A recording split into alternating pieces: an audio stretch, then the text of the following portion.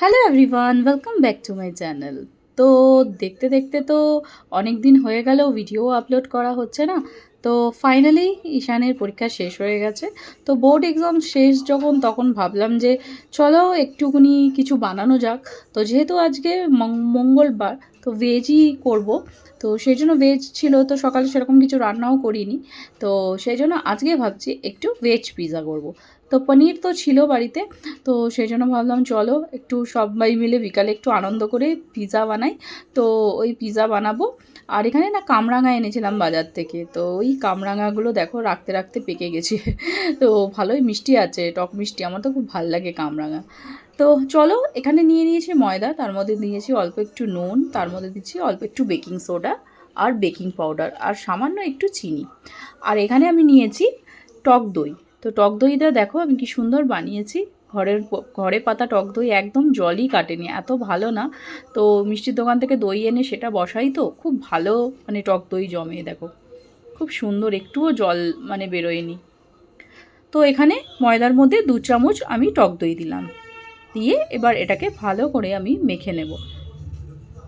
খাবার সোডাটা এর উপরেই দিয়ে এবার ভালো করে আমি মেখে নিচ্ছি, অল্প অল্প জল দিয়ে মেখে নিতে হবে। তো বাচ্চাদের তো এটা ওটা তো মনেই হয়। তো ঈশান বলছে আজকে যখন আমার এক্সাম শেষ চলো মা বাইরে গিয়ে কিছু খেয়ে আসি। তো ভাবলাম যে না, বাইরে তো আর যাবো না, চল আজকে এমনি টিউসডে, তো ভাবলাম চলো আজকে একটুখানি পিৎজা বানানো যাক। তো এই যে সেই জন্যই বানাচ্ছি। তো এখানে পনিরটাকে না প্রথমে আমি একটুখানি ভেজে নিচ্ছি। তোমরা আবার কেউ বলো না যে এইভাবে পনির পিৎজা হয় না, আমি আমার স্টাইলেই নিজের মতন করেই মানে ঘরোয়াভাবেই বানাচ্ছি আর কি। তো পনিরটাকে প্রথমে আমি ভেজে নিচ্ছি একটুখানি হালকা। তো এই দেখো একটু ভাজা হয়ে গেছে, তো এরকম এবার তুলে নেব আমি। আর ক্যাপসিকাম দিলাম না, কেন কি হানি ঈশান দুজনেরই ক্যাপসিকাম পছন্দ হয় না। তো মাইক্রোওয়েভটা আমি প্রি হিটে বসিয়ে দিয়েছি, ওটা গরম হোক। আর এখানে মাইক্রোওভেনের যে তাওয়াটা সেটা নিয়ে নিয়েছি, তার মধ্যে অল্প একটু বাটার আমি হাত দিয়েই ব্রাশ করে দিচ্ছি। তো এর উপরে ময়দার যে লেচিটা সেটা আমি ভালো করে এরকম করে বড় করে দিচ্ছি। আজকে এটা বেলার দরকার নেই, হাতে চিপে চিপে দিলেই এটা বড় হয়ে যাচ্ছে। আর আচ্ছা, আরেকটা কথা বলে দিই, ময়দাটা না আমি আধ ঘন্টা একটু রেস্টে রেখেছিলাম, আধ ঘন্টা পর বানাচ্ছি এটা আমি আবার। তো দেখো মেলে এর উপরে না ফোক দিয়ে আমি ফুটো ফুটো করে দিয়েছি, নাহলে তো ফুলে যাবে অনেক। তো এরকম ফুটো ফুটো করে এর উপর দিয়ে পিৎজা পাস্তা সস ছিল আমার কেনা, বাড়ির মানে বাড়ির বানানো না, কেনা।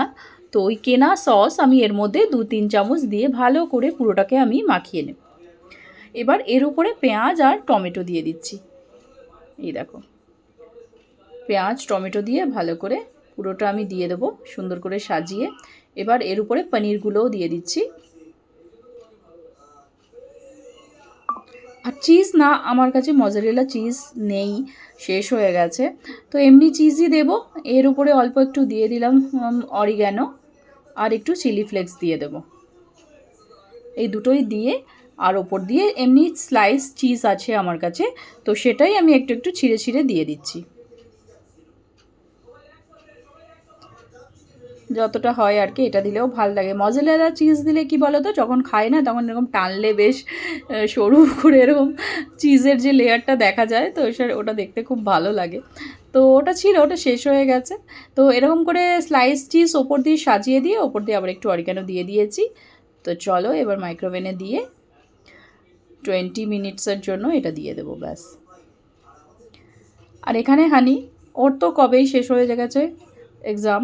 তো এখানে গল্প বই, ওর কতগুলো গল্পের বই আছে, আমাকে বলছে দেখাও তুমি সবাইকে।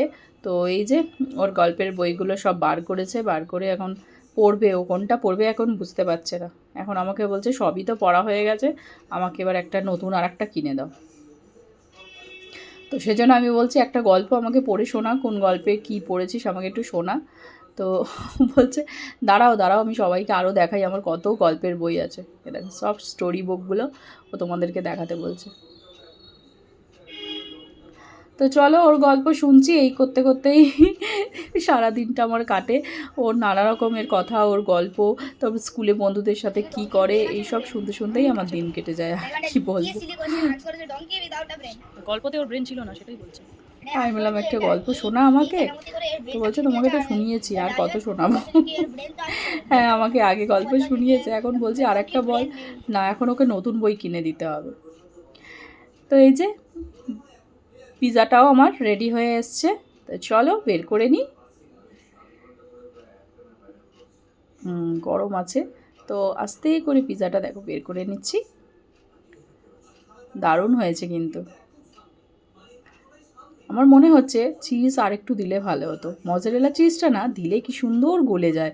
এটা গলেনি, মানে জাস্ট ওর উপরে যেরকম ছিল সেরকমই থাকে, গলেছে মানে ওরকমই আছে।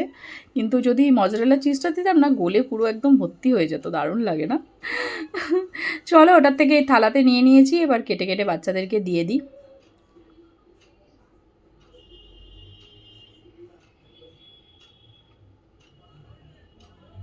এই দেখো, চলো কেটে ওকে দিয়েছি খেতে। ওর তো এটা খেলেই একদম পেট ভরে যাবে, আর রাত্রে ডিনারও আর কিছু করবে না। তো যেহেতু ভালোই হয়েছে, চলো টাটা বাই বাই সবাই, আমরা পিৎজা এনজয় করি। দেখা হচ্ছে তোমাদের সাথে আবার একটা নতুন ভিডিওতে, ততক্ষণের জন্য টাটা বাই বাই।